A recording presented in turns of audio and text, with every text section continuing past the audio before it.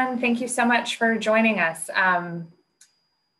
You'll see on our screen here a slide about our fall info session. We'll go through some basic parameters of the program.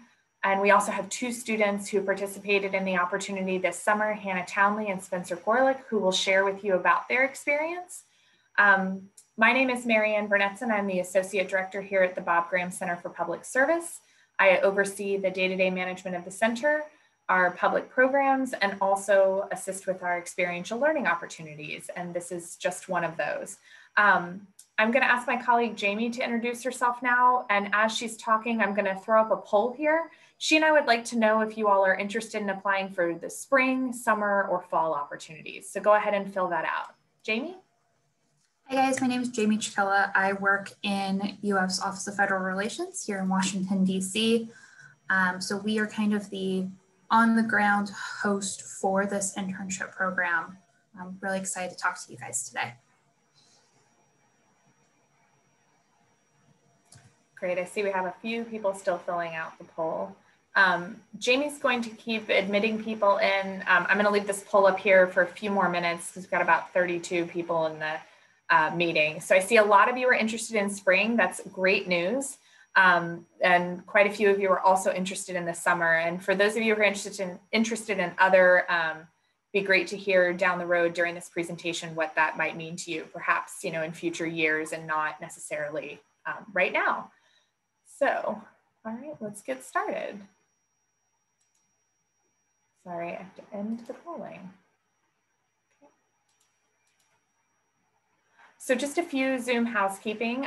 Please make sure you're muted during the presentation. You can use the chat feature. Jamie will be monitoring that when I'm speaking, and I'll take care of it when she's chatting.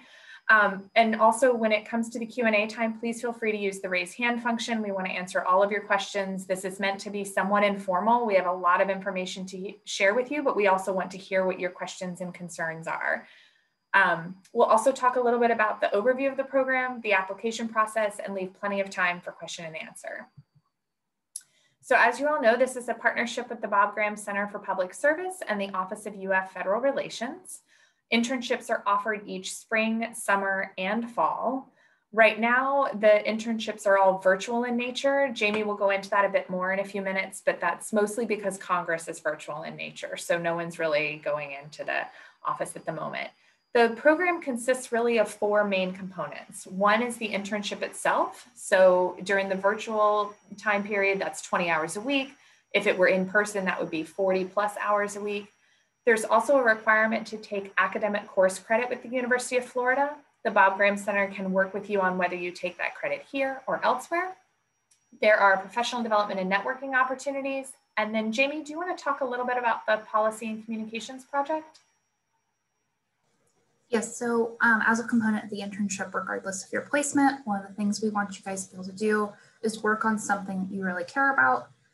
So you'll be doing kind of, it's called a Gator Bite. It's a policy project. There are examples on our website, and it's a PowerPoint where you get to research a policy issue you're really interested in. And then also just a short video that we can use, just talks about your experience. So regardless of placement, those are the two capstone projects we'll ask of you. Great, and I think Hannah and Spencer, you're each going to speak a little bit to those in a few minutes, which would be great to hear what you all focused on. So as we said, the internship's virtual. It'll begin in January and conclude in May. You will likely work out the specific dates with your placement office. We offer IDS 4940 internship credit. That's you can take that between 1 and 3 credits during this part-time internship opportunity, or you can take it through your major and we can work with you on the necessary paperwork.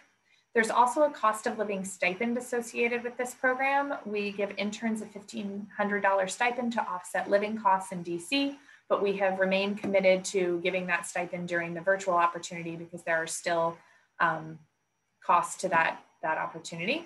And then we also provide professional development support. There's a series of programs that Jamie and I either send you all to or recommend that you go to or host ourselves. So Jamie, would you talk a little bit about what to expect virtually in Washington? Yes, so for spring in particular, it'll be the start of a new Congress, which if you're unfamiliar with how Congress works, every 2 years, they have to completely start over. So they we'll be reintroducing, there'll be new offices starting up. So there's going to be a lot of opportunity for interns to get really involved, even in a virtual environment. Less so virtually, but very much so in person with Congress. It's a very, very fast-paced environment. But when that translates to virtual, it means that you could be thrown a variety of projects on any given day, and they're going to constantly change on like what is your priority. But there's also several ways to engage virtually because Congress isn't really meeting in person. Like, yes, the offices are going in, but they're not going in often. Because DC is just under much more strict lockdown requirements. Committee hearings are online, briefings are online, all the things you would be doing in person are currently virtual. Additionally, we were trying to build into the internship network opportunities. So we've been doing these virtual informational sessions with different staff members on the Hill to talk to our interns, and then also Florida House, who is Florida's embassy in DC. They've been doing professional networking opportunities for interns as well that are all virtual. So, okay. And then thanks. I was gonna say for potential placements, we take one student into U.S. Office of Federal Relations to work with myself and my coworkers. We've also been placing students with Congressman Soto's office, and we are working on other placements. Right now, we're talking to the new offices that are coming up in Florida to see if they'll be willing to take on interns, as well as the rest of the Florida delegation. So there will be some variation in placements, but they are all virtual currently. And Jamie, can you talk a little bit about how we focus on the Florida delegation versus the broader congressional group? So with it, we are working to focus really much, or very much so, on Florida delegation. We work with those offices a lot because it's the University of Florida. So it's a way to kind of foster relationships with the offices and also build kind of a talent pipeline into the offices. We want you guys to work for members from our home state. Eventually this may expand to be larger, but for now, because it is a relatively new program, we're really hyper-focused on working with our delegation. Thanks, Jamie. So now a little bit about the application process and some key dates to remember. Also, this presentation in PowerPoint will be up on the Bob Graham Center website later this week, and you'll be able to access this information. So applications are due next Monday, November 30th at 11:59 p.m. It is an online Qualtrics application. There are a number of questions we ask you. We also require a recommendation letter and a writing sample. We do understand that it's a busy time of year, and so if you're just now learning about this opportunity, go ahead and submit your application. And if you haven't yet had a chance to get your recommendation letter, we can follow up with you if necessary, but we don't want that to hold you up. I know with the holiday, it can be a challenge. Then Jamie and I will go through your applications, review them, and then select candidates for interviews. They'll be via Zoom on Thursday, December 3rd and Friday, December 4th. And then we will announce the selected interns the week of December 7th. We're trying to get all of this done before reading days and final exams so that you all are not having to divide your time too much. And then from there, we'll work with you on placement through the end of the term. And then the week of January 11th, we'll have an online orientation via Zoom that Jamie and I put together. It's real basic, just the systems and operations of being an intern. You'll do something one-on-one with your office. And then Jamie and I remain in communication with you throughout the semester. Let's see. And then now we'd like to take a few minutes for you all to hear from two of our students who participated in the program over the summer. The first is Hannah Townley. She was actually in the UF Office of Federal Relations. And the second is Spencer Gorlick, who was actually in Congressman Darren Soto's office. I will put this slide back up after they're done talking, but right now I'm gonna stop sharing my screen so we can hear from them. Hannah, do you wanna go first? Sure. Hi, everybody. My name's Hannah. My pronouns are she, her, hers. I'm a junior in political science and English major with minors in Latin American studies and African studies. And as you saw on the slide, over the summer, I was the virtual intern with the UF Office of Federal Relations. Also, looking at that picture, I'm wearing the same shirt in the same gray corner of my parents' house that I spent that internship in, but full circle. So I had a great experience with the virtual internship working for the UF Office of Federal Relations. You get a great sense of the advocacy and lobbying process and tracking legislation and executive action to understand what it's going to mean for the university. So I spent a lot of my day going between different virtual committee meetings, looking at legislation through bill tracking software, following executive actions, and especially the Department of Education. There was a lot of rules and regulation changes over the summer. So really synthesizing research from a bunch of different sources and analyzing, okay, what is this going to mean for the University of Florida? And then I was also throughout the summer working on artificial intelligence tracking because that's a big initiative for UF now. And I turned that into my Gatorbyte presentation, which was on AI policy recommendations for civil rights protections and how the implementation of artificial intelligence technologies could result in discrimination. So how can we make sure artificial intelligence isn't negatively impacting protected classes, and what policy considerations we're going to need to take? And that was super cool because that was something I had never thought of before. I literally knew nothing about AI before this program started. I still can't tell you how AI works, but I can understand the policy considerations. I know how to talk about it. And I think that's a great aspect of this internship, working either with the Federal Relations Office or working in a congressperson's office. Policy touches on a lot of different sectors. Every field has some sort of policy consideration. And through this internship, you get kind of a sample of all the different slices of the pie, and you're really going to learn how to have informed, intelligent conversations about a variety of issues. And that was one of the great benefits. And the research skills you gain by tracking legislation and writing your analysis and writing your Gatorbyte really help as well. I used that experience and skills I learned over the summer to then turn that into, I got a research assistant position with a professor in the political science department. Even my papers I write for my classes now, my professors say, oh, you have really good analytical skills. And I really attribute that to what I learned over the summer working with UF Office of Federal Relations. So even though it's a virtual internship and some of the networking opportunities you hope for from an internship aren't going to be the same, you still gain a lot of valuable skills, and I definitely recommend this internship. That's great, Hannah. Thank you so much for sharing. Spencer, do you want to take a minute to share your experience? Yeah. Hi, everyone. My name is Spencer. I go by he, him, his pronouns. I'm a public health major with a minor in English, and I just started my first semester of graduate school for my master's of public health and epidemiology. Super relevant stuff right now.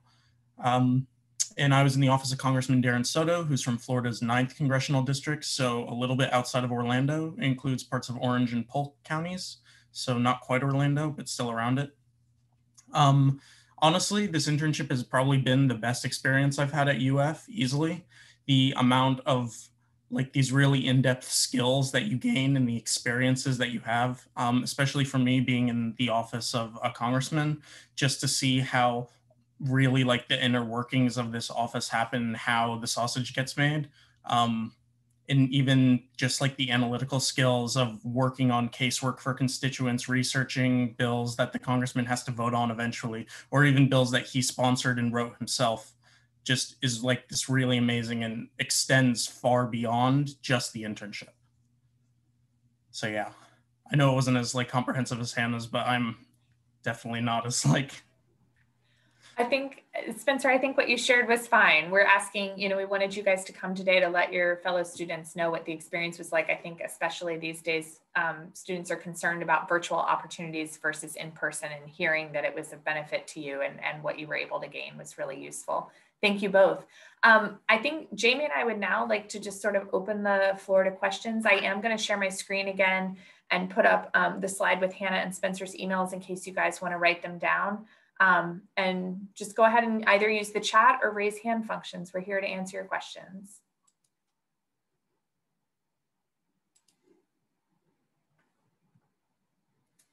And Jamie, I'm gonna have to rely on you to see the raise hands because I don't have enough.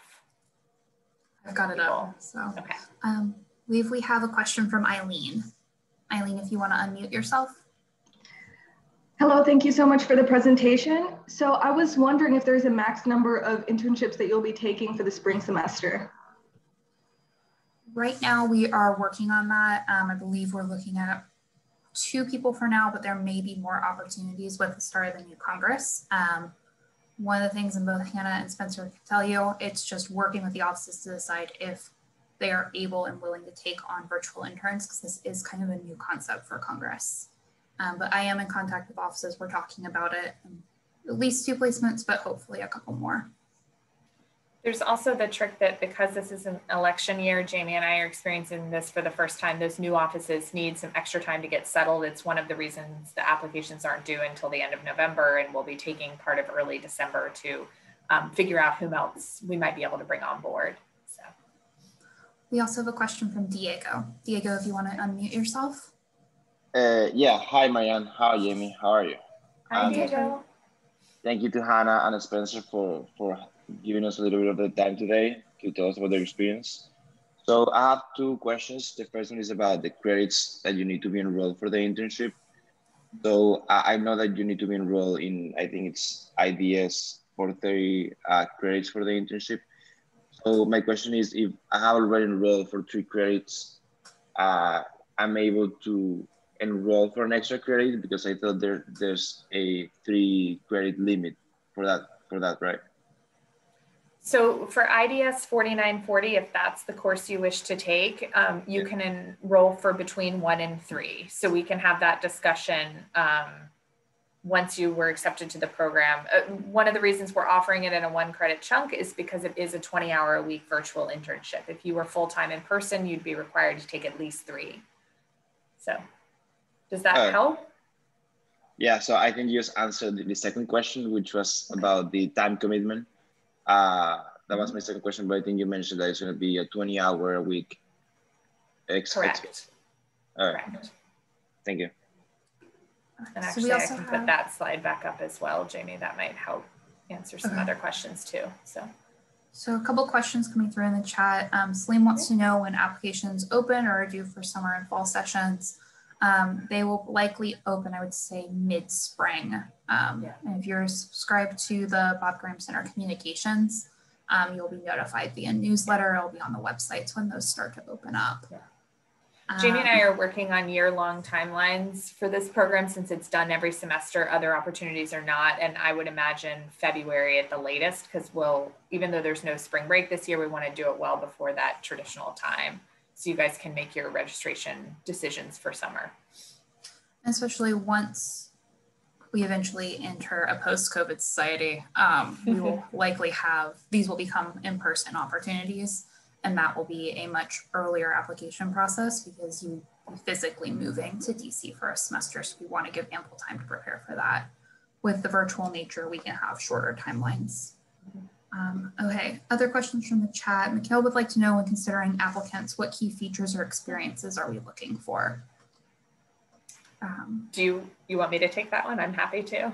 If you want to start. Yeah, I think from the Bob Graham Center perspective, we are looking for students who are interested in public service, committed to sort of civic engagement, public leadership.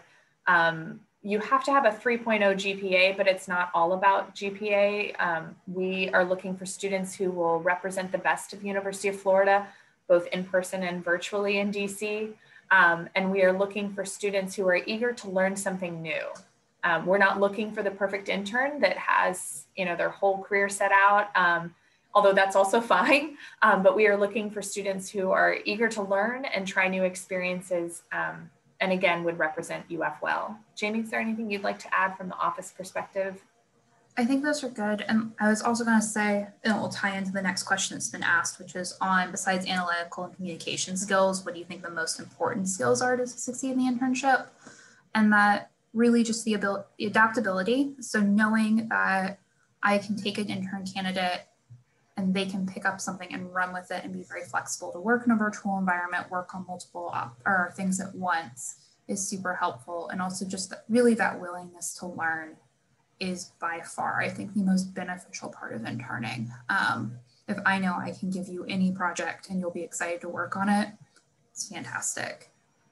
Hold on. I've also thrown up the last slide, Jamie, with our email addresses in case anyone wants to follow up after. For the summer option, someone would like to know if it also will be 20 hours a week. It will depend on if it's virtual or in person. And we do not know that. I strongly suspect it will be virtual, but I do not know what DC is going to look like. If it's virtual, it will be 20 hours a week. If it's in person, it will be 40 hours a week. But we will make that decision. You Yes. will never be, if you guys decide to apply to summer and you accept a virtual, we will never make you move in the middle of your opportunity to DC. Whatever we set out with you at one moment in time is what it'll be, so that you can predict your life to the best degree possible. Okay. Someone would like to know if there's an age requirement. I don't believe there is.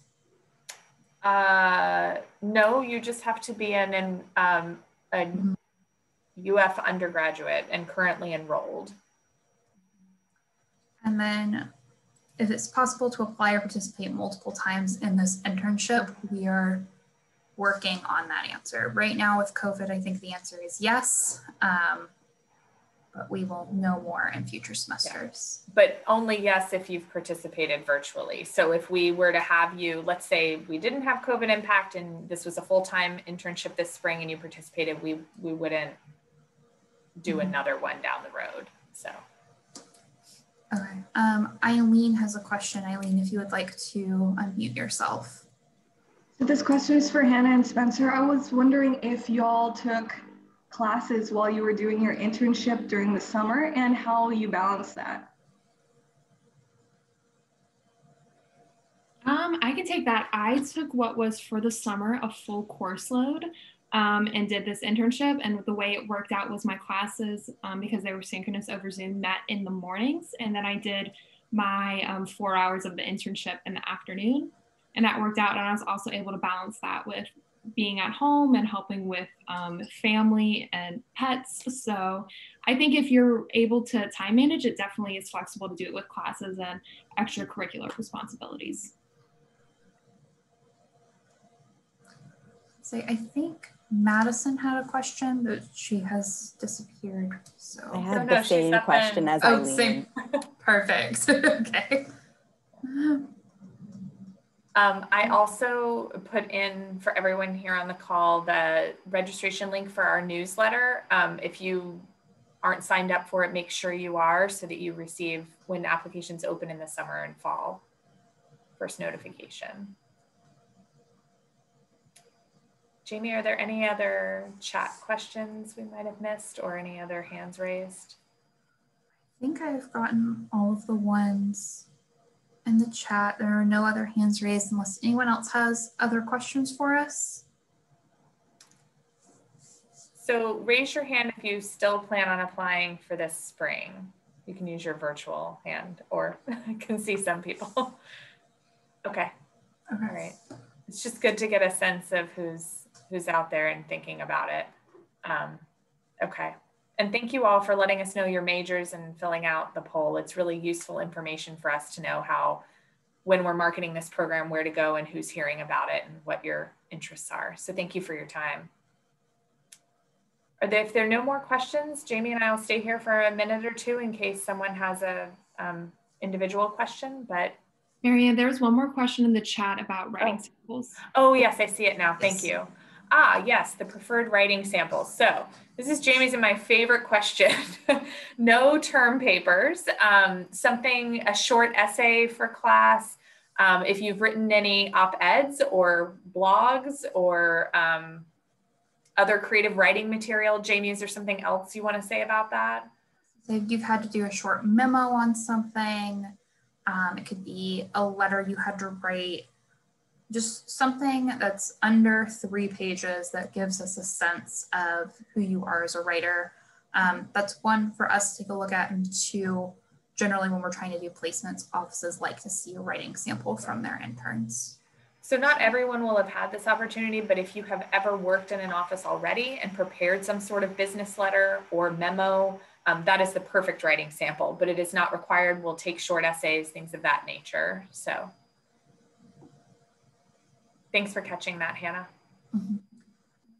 Song, do you have another question? I think that might be the hand. Yeah, I wasn't sure if that was hand raised from if you're going to apply or if it was another question. So okay. All right.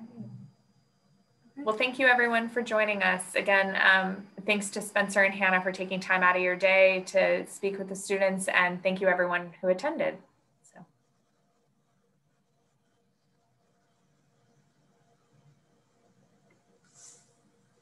Jamie, I think we can stop the recording if you want. Yeah.